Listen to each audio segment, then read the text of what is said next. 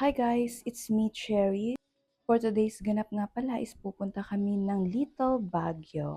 Yung usapan nga nung nakaraan is ngayon na yun. At hindi namin expect na birthday pala yun ni Kuya Bob. So andito kami ngayon sa Goldilocks. Bibili ng cake para sa kanya dahil birthday niya. Chocolate flavor nga pala yung napili naming cake.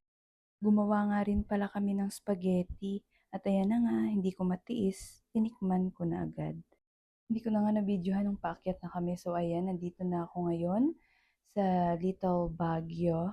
Dito lang yun sa amin. Alam niyo ba guys, napakaganda ng view, masarap yung hangin, masarap talaga tumambay dito sa taas. Habang hinihintay namin yung iba, eto, picture-picture muna, videos, ayan.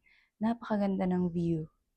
Habang hinihintay namin yung iba, nandito kami nagpe-prepare ng mga lamesa at yung lulutuin naming fishball, kikiam, etc.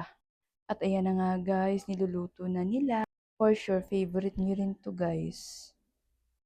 Ate ko nga pala yung nagluluto tsaka kasin.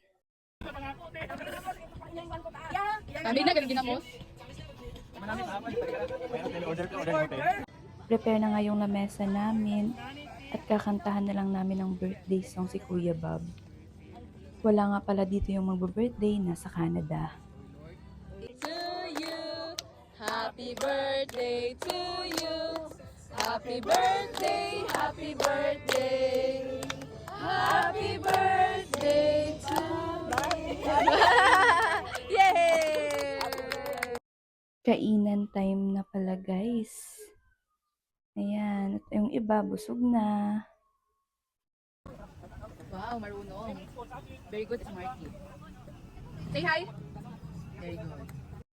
Marami nga palang nagjo-jogging dyan sa diversion. Ayan, papuntang Makato. Tapos na nga kaming kumain, pero ito, saging is life with ginamos. Ayan guys, yung view dito sa taas. Kaya nga may Canada flag kasi nasa Canada yung ate ko at si Kuya Bob na nag-birthday kanina.